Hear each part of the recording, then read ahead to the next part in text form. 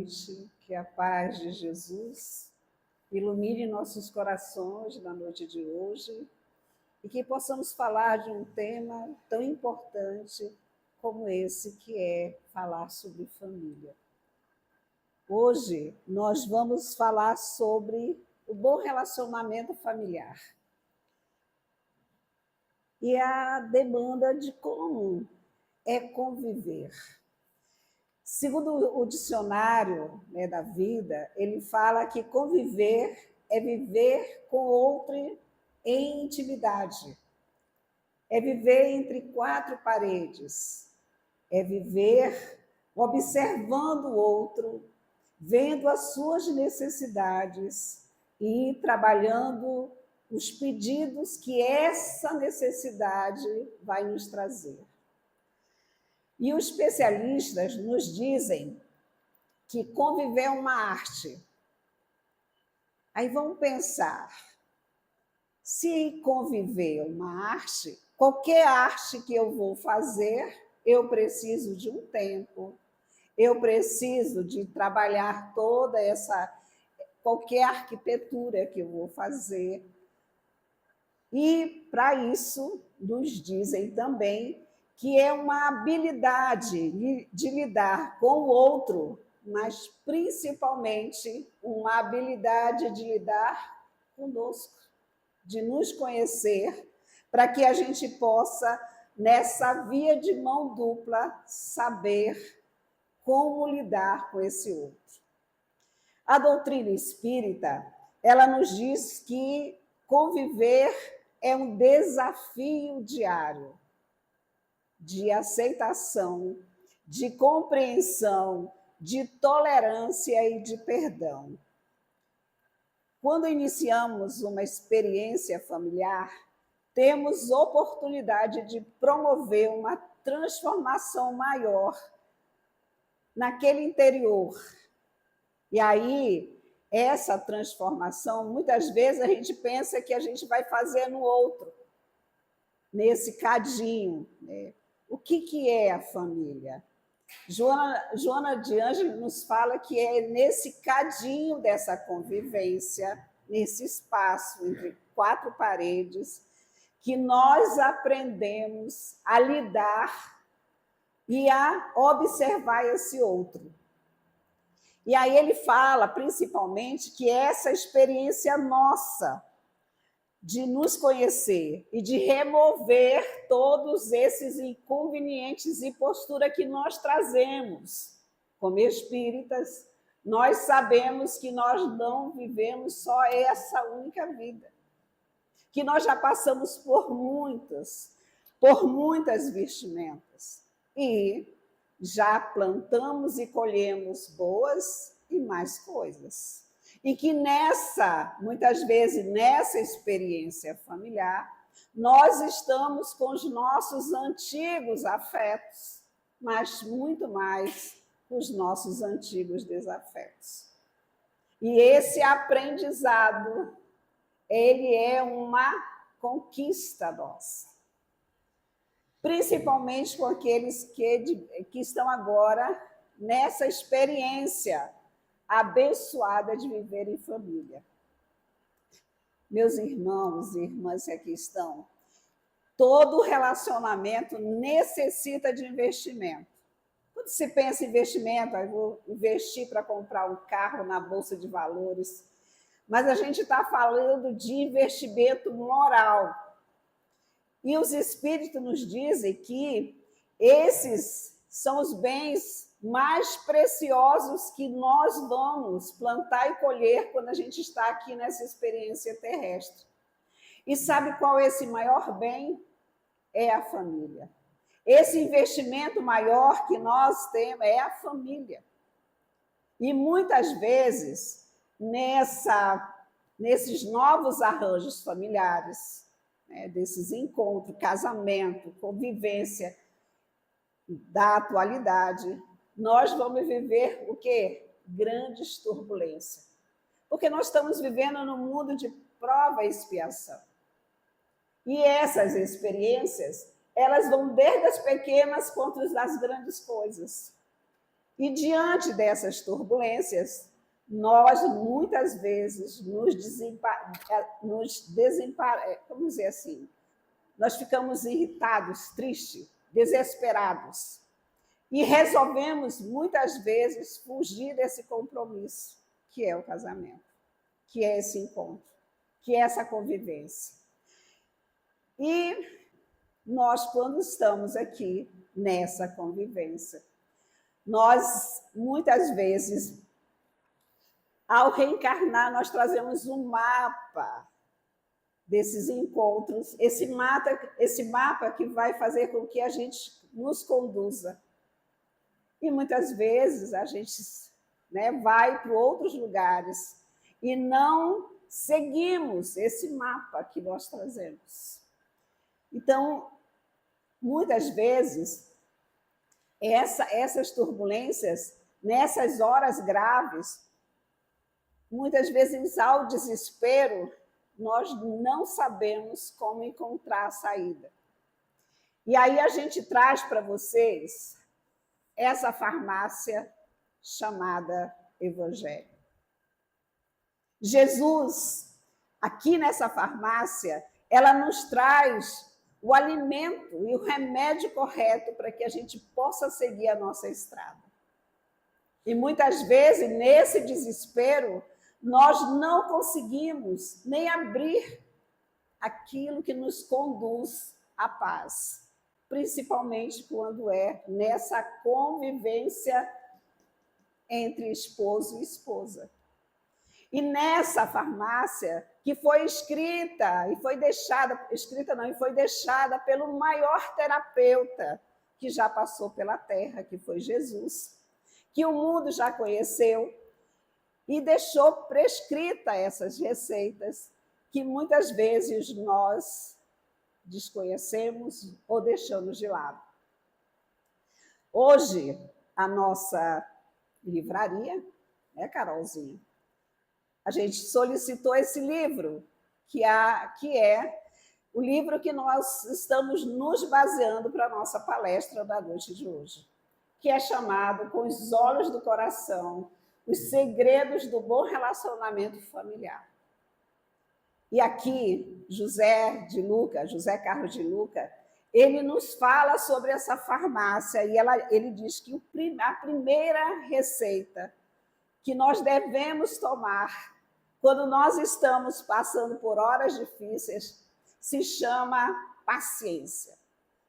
E aí ele fala que nós devemos tomá-la de hora em hora. E aí a gente vai lá no capítulo, lá no Evangelho, no capítulo 7 e no capítulo 9, que ele vai falar sobre as bem-aventuranças. Aí no capítulo 7 ele fala dos mansos, humildes do coração, e no capítulo 9 ele vai falar das bem-aventuranças, né, daquele que são puros de coração. E lá está a paciência. E a paciência é uma dádiva, é uma virtude que é fundamental para o nosso progresso espiritual. É um estado de consciência, de paz, de harmonia. Jesus nos fala que o homem sereno é um homem sábio. Oh, se eu sou sábia, se eu sou sereno, eu vou ter o quê? Paciência. Diante do quê? Dos problemas que estão me acontecendo dentro da minha família. E aí ele fala também, lá no Evangelho, que sede paciente, pois a paciência também é uma caridade. Aí a gente sabe que caridade não é aquela que dá a esmola. É aquela que sabe ser tolerante, que sabe ser sereno nas horas difíceis, que sabe ser gentil, que dá autoestima para aquele que precisa naquele momento. Ensinada pelo Cristo, enviada a Deus. Ele fala lá no Evangelho, a caridade de dar esmola aos pobres é a mais fácil. Mas existe uma que é bem mais penosa, bem mais meritória, que é a de perdoar os que Deus colocou no nosso caminho para ser instrumentos para nos submeter à paciência. E aí a gente traz a gente é assistente social e a gente atende muitos casais. E aí, quando o casal vem para conversar com a gente, naquele momento difícil, de muita turbulência, que para eles é uma coisa dificílima de ser solucionada. E a gente olha naquele momento aquilo que eles estão transbordando para a gente. E a gente encaminha, né, com palavras, levando a eles essa reflexão e falando para eles dessa questão da paciência, com aquela diferença que tem o outro, que ninguém é igual. Ninguém é parecido com o outro. Os nossos gostos são diferentes. Então, essa paciência ela é fundamental nessa construção do cônjuge. E aí a gente traz, que aí eu vou até colocar para vocês, que eu não sabia a diferença, vou dizer para vocês. Ele fala da segunda receita. Primeiro ele falou em cápsula, uma cápsula de perdão. Aí ele vem falando de uma dragem de aceitação e fala mais que é para ingerir preferencialmente quando for contrariado. Aí, dragem de aceitação. Qual a diferença? Para mim ficou meio de dragem para cápsula. Aí fala aqui, cápsula, princípio ativo, é revestido de um invólucro solúvel e não pode ser dividido. Olha, a cápsula da paciência não pode ser dividida. Ela tem que ser o quê? Integral. Você tem que tomar ela com muito amor. E aí a dragem da aceitação. Aí ele fala, é um tipo de comprimido que é revestido de açúcar corante, são fáceis de ser ingeridos. Então, aceitar o outro é fácil. As suas diferenças é o quê? Fácil. Então, a aceitação é um imperativo do bem viver. É uma virtude que cai bem em qualquer relacionamento. Sem essa aceitação, a vida se torna áspera demais. Aí eu vou colocar aqui para vocês, que tem uma parte desse livro que é muito interessante. Qualquer coincidência. Rodrigo e Márcia são casados há 10 anos. Eu acho que não é essa. Deixa eu ver aqui. Que o casal era casado, viveram felizes. Me ajuda aqui.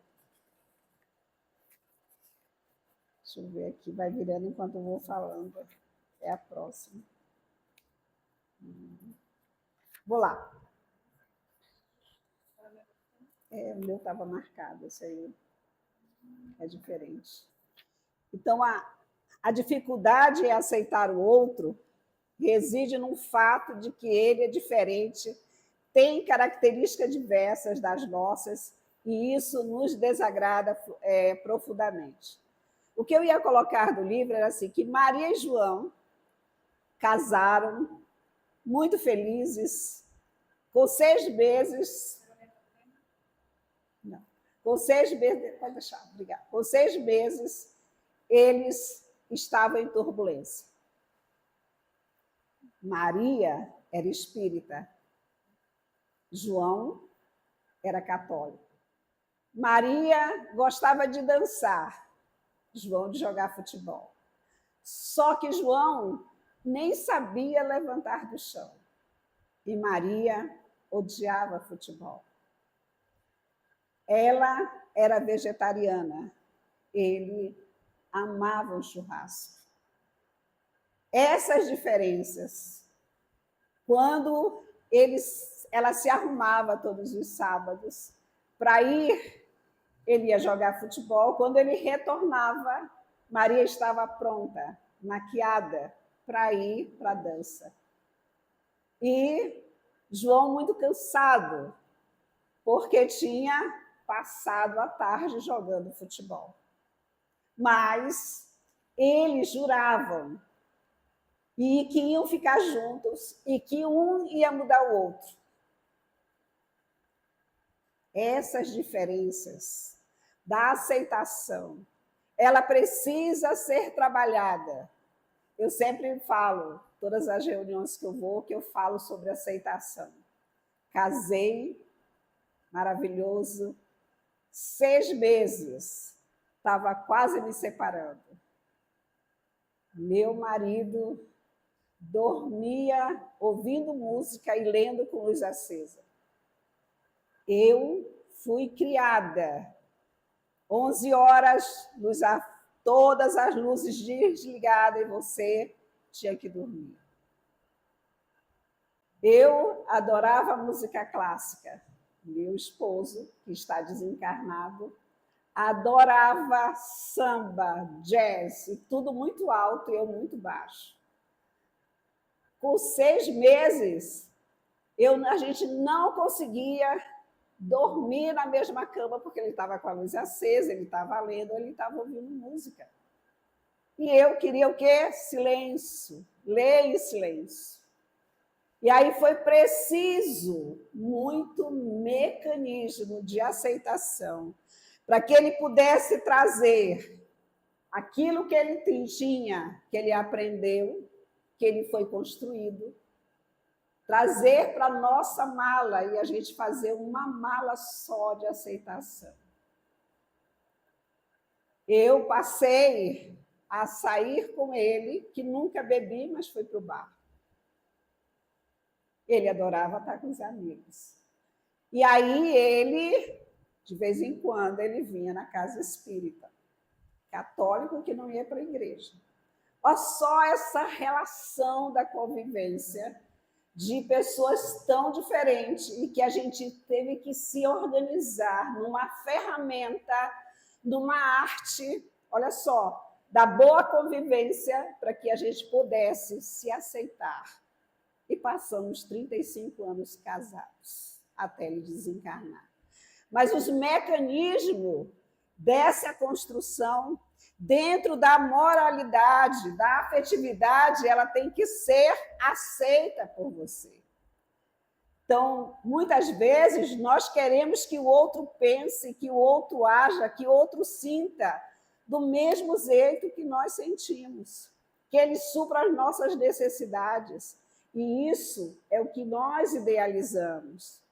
Idealizamos um modelo perfeito, um par afetivo, que deve preencher as nossas expectativas, e muitas vezes não é assim. E aí a gente fala para vocês desse livro, sem aceitação, não há solução para um casamento, não há uma solução para os cônjuges, se não houver essa ferramenta e essa arte do bem viver. No livro, 100 segredos de pessoas felizes, é 100 segredos porque ele fez uma pesquisa com 100 pessoas. O psicólogo americano David Nivel inclui a aceitação como um dos segredos de pessoas felizes. E nos fala o psicólogo que somos mistura extremamente complexa de capacidades que a doutrina espírita não fala em capacidade. Ela fala que nós temos potencialidade. É aquilo que a gente traz de melhor dentro de nós. Nós somos potência. Jesus nos disse, vós sois o sal da terra. Olha só. E aí, mas também temos o quê? As nossas limitações, os nossos defeitos, que precisam ser trabalhados. Somos diferentes uns dos outros, talvez seja a única coisa que temos em comum. Essa diversidade exige de todos nós respeito, compreensão, generosidade e aceitação. Essa é a segunda draga que José de Luca traz para a gente. Mas ele fala a terceira, que me fez fazer uma reflexão também, do mesmo jeito que eu fui lá atrás do meu casamento. Ele fala da tintura do perdão. e que nós temos que tomar essa atitude todas as vezes que nós no quê? Estamos ofendidos. E está lá no capítulo 10 dos bem-aventurados os que são misericordiosos. Então, o hábito de perdoar significa aliviar a dor, curar a tristeza e viver com compaixão e autorrespeito. O perdão é a chance de cura de muitas doenças, significa acabar com a raiva, com os ressentimentos e os dissabores. Os nossos pensamentos poderão ser ressentidos, né? Temos os sentimentos e novamente nós vamos nos ressentir, ou de bondade, ou de raiva, ou de ira. Escolha sempre, meus irmãos, a bondade, porque ela vai suavizar aos olhos as faltas cometidas pelas queridas pessoas que estão à nossa volta ou não. Quando perdoamos e somos perdoados, nossas vidas se transformam. Quando a Casa Espírita nos pediu um tema sobre o perdão, porque para mim, Jesus nunca ia dizer para nós, quando alguém te bater numa face, dá outra para bater. Jesus, que era um homem, um dos maiores espíritos que passou sobre a Terra. E aí, depois de tantos anos da doutrina espírita, Raul Teixeira nos fala. E aí ele diz que o que Jesus queria nos dizer é retirar toda a raiva, todo o ódio e dar esse perdão de dentro para fora. Não essa outra face que a gente está vendo. E Jesus disse mais, quando alguém te machucar na tua jornada, não caminha só 1000 passos, dá mais outro 1000 com ele.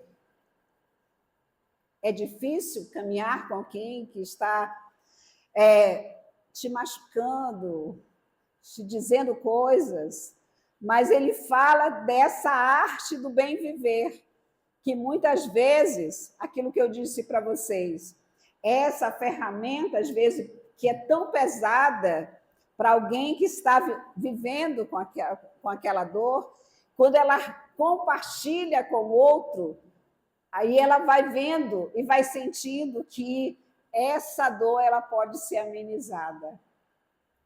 Porque quando nós perdoamos, nós somos perdoados das nossas vidas e as nossas vidas se transformam.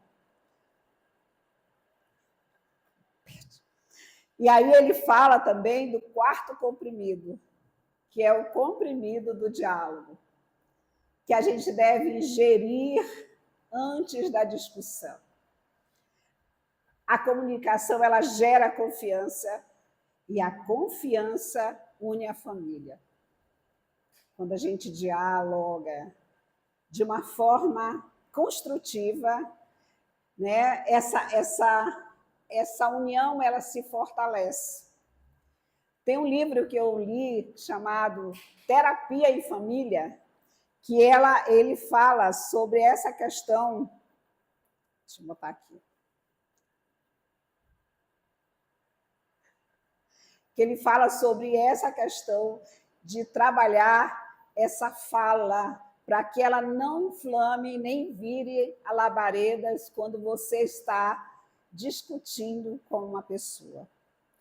E aí, nesse livro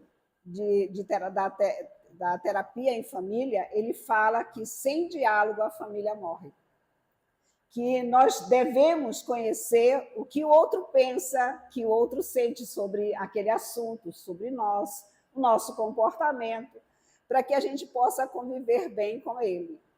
E aí ele fala dessa comunicação construtiva que nos conduz sempre à pacificação na família.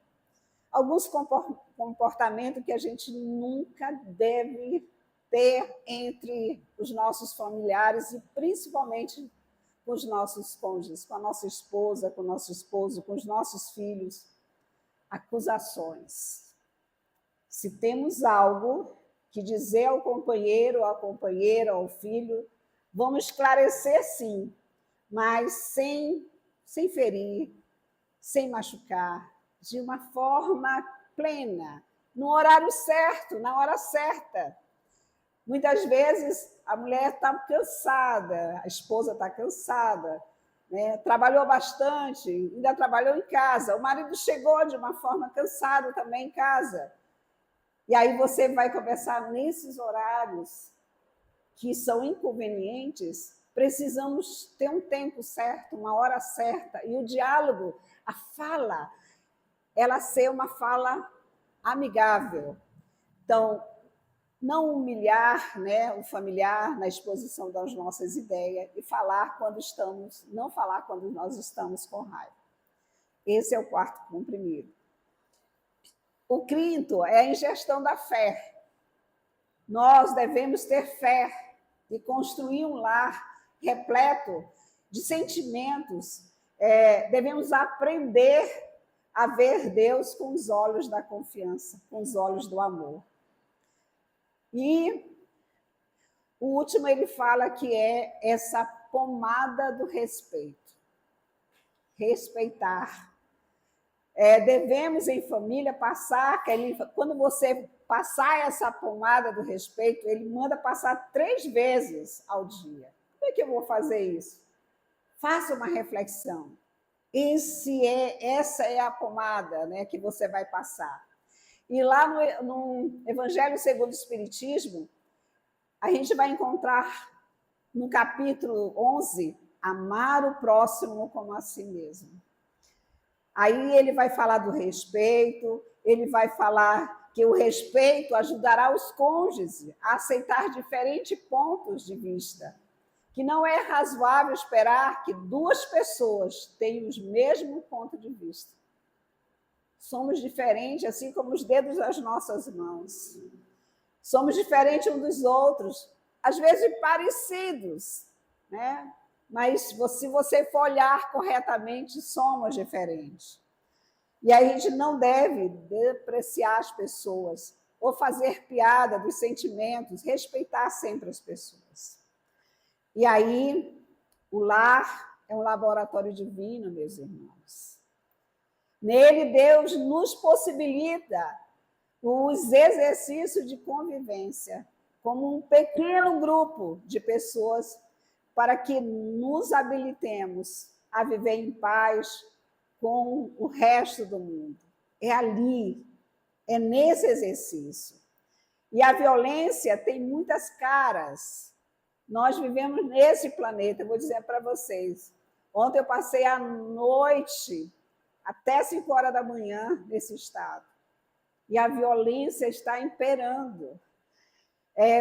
Indo até Caracaraí e vendo vários meninos na rua de 13, 12 anos, enquanto a família estava dormindo, enquanto os pais estavam dormindo. Então, a violência tem muitas caras, não é apenas física, mas também a moral. A palavra, ela corta, o olhar, ela encandela, incendeia, o pensamento envenena, são formas expressivas de agressividade.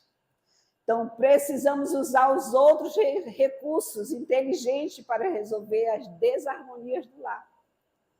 E aí a gente apresentou os remédios essenciais para curar qualquer tipo de desarmonia familiar. E ele está aqui, ó. Eu não falei fora do Evangelho. Eu falei de calma, eu falei de flexibilidade, eu falei de compreensão, de amor, paciência, eu falei de humildade, de perdão e de diálogo. Então, eis as receitas de Jesus, o médico das almas. Nós somos o quê? Os seus pacientes. E o lar é o laboratório que Deus está nos dando para que a gente possa experimentar e fazer diferente através do amor. Onde o sentimento do amor vai se desabrochando um pouquinho a cada dia, conforme nós vamos o quê? Aprendendo a conviver. Muitas vezes, voltamos à cena do lar para reconciliações com almas a quem prejudicamos em encarnações passadas. Aprendamos a ver o outro com os olhos da ternura, ver nele, nela, os cônjuges, os sinais interiores de carinho e amizade, de potencialidade, nunca das limitações. Olhe a sua esposa, olhe o seu esposo, olhe os seus filhos, seus parentes, com calma, querida, com a sua alma cheia de amor, que se encontram no mesmo barco da existência. Estamos navegando nesse planeta. Observe seus valores, sua abnegação, até as suas preocupações cotidianas, que muitas vezes nós esquecemos. Veja e veja com admiração, com respeito, você verá que o seu esposo, a sua esposa, os seus filhos merecem muito mais de você. Invista nesse sentimento do amor, porque ele é que vai fazer a construção do nosso lar. Quanto ainda temos tempo nesse planeta. Muito obrigada.